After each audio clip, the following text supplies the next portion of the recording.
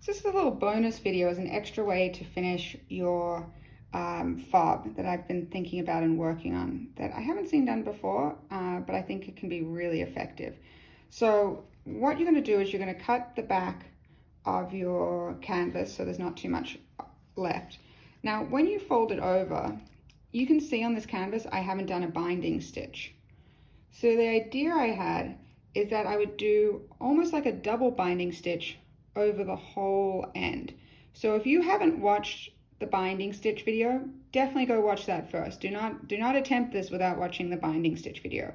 And my idea is basically, instead of having to glue the inside or do a nylon sort of stitch on the outside to keep it together, that we would do a binding stitch that covers both of these. So I'm going to call it a double binding stitch all the way to the end on each side, and then you'd have such a nice sort of thick side on it. So let's try that. So I've got my thread, and you want to start the same way you would. You want to secure your thread.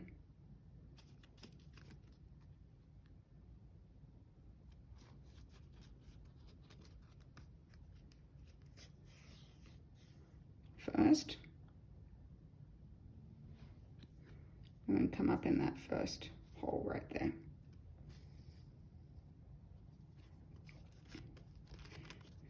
All right, make sure it's nice and even, right? You want to go from the top of this one to the top of the other side. So remember how we started the binding stitch before. So this one you're going to be going across like this. So that's the top of the other one. So you've folded these over. I left them in clips overnight, so it was kind of neatly folded in. You could probably give it a quick press just to keep the sides in so you're not dealing with a big unwieldy canvas.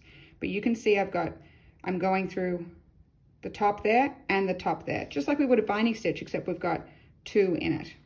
So there's one, and here's two,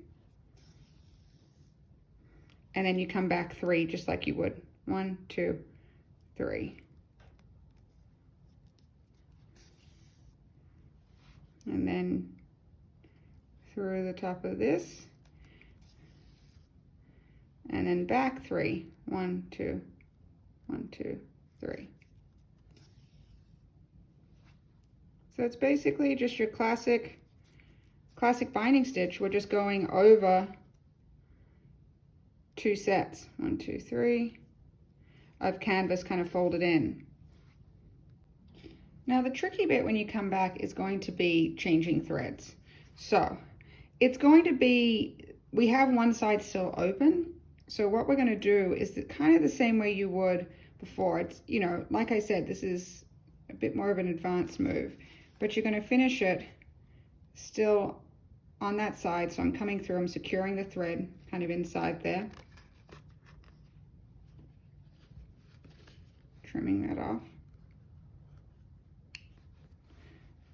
Get a new thread.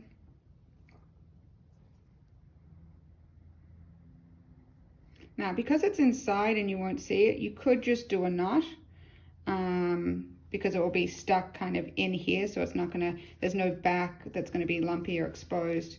Could make a little mark though. So I'm gonna do it coming up on this side. So I come through that hole so we can continue. So you can see I can still get kind of inside here. I can start the thread. I can see where my last stitches were there. I can come out right there. Remember to be careful pulling it through.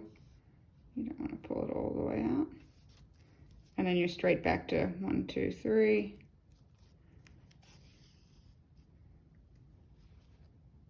And then through the double at the front. Now that we're at the end, I just want to show you how I'm finishing down in this corner because it could be a little tricky. I've managed to get the braid down here. It's going to be tough down here, you know, hand cramps galore. But you're just going to come through and do sort of like a shortened one to cover it. And I'm just going to do a double in that same spot so that that corner is nice and covered. Actually, you know what? I might even do a triple. And then to get rid of that thread, I'm going to go back in that other side and finish it inside. So I can see inside here, it's come straight through the back there.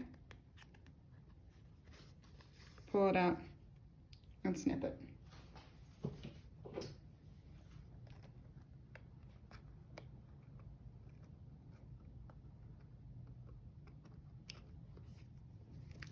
Okay, so now we have one side that looks so cute all the way down there, the braid, and that's going to be really nice when we do this other side here.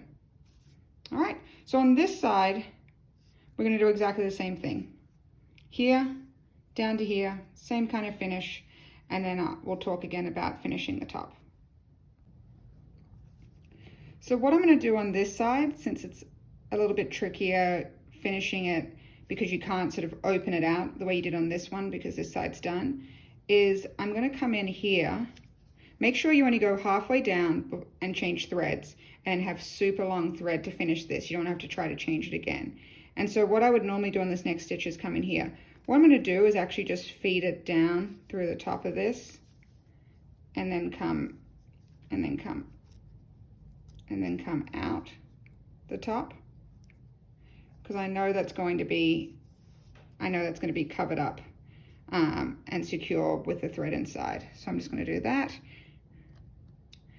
And then on this next side, like I said, make sure you've got a really long thread so you know you can finish all the way to the end without having to do it again.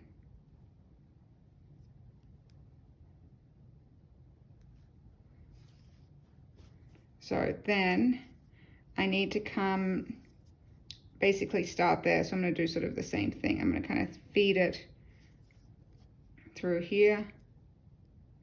So I'm coming up in the right spot, which is right there to continue on. And you could do a little knot if you wanted to, just to hold it till you get close. If you want to have a little knot there and then trim it once you get to the end. But I'm not too worried about that. And then just go again. So now it's all going to be it's all going to be captured in there. So you're not, oh, sorry, I was meant to go back on that one. It's all meant to be captured in there, so I'm not worried about. Real-time fix, guys. This is how it happens. I'm just pulling it out. Forgot to go back 3 on that first one. I like to leave in the mistakes. You can see no one is perfect. All right, and then back 3. 1, 2, 3. And then that herringbone is working again. 1, 2, 3.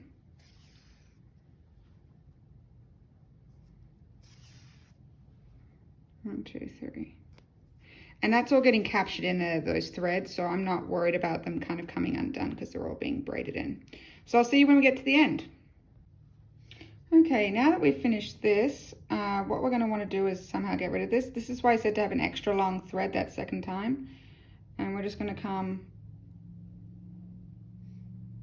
all the way through here, come up a bit.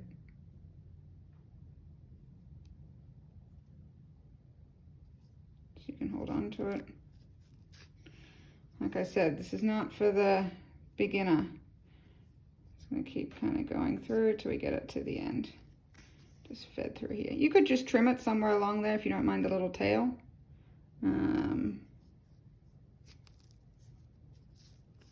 But I'm just going to feed it the whole way through. So it's definitely a little bit trickier, but I think you get such a cool finish off it. I love the how it looks with the double on each side. It's so smooth. The other thing I was just thinking, which would be so lovely, is you could put a little something inside for a loved one. Like if there was something special, a little note. Obviously they wouldn't see it, but it might be a nice memento. Then what we're going to do is we're going to cut off the top. Okay, so we slid the fob on the top. Now we just need to give it a little pinch shut. Hopefully you watch the other video to make sure some of the little extra tips and tricks there on how to slide it on and make sure you're high. I know a couple of you are type A out there, so if that's going to bother you, I would do a couple extra stitches up the side, or you could just color it with some marker for my type A people out there. And then again, keep that, make sure you have the barrier if your pliers have little teeth on them like mine does. And this side, nice and tight. And get a little bit in the middle. I probably wouldn't recommend using needle nose pliers if you have them. I definitely think that would make a pretty like tight dent. So if you've got a variety of pliers at home, I'd use something more like this. All right, and there's another fob all done. She's a beauty. So that's the advanced finishing with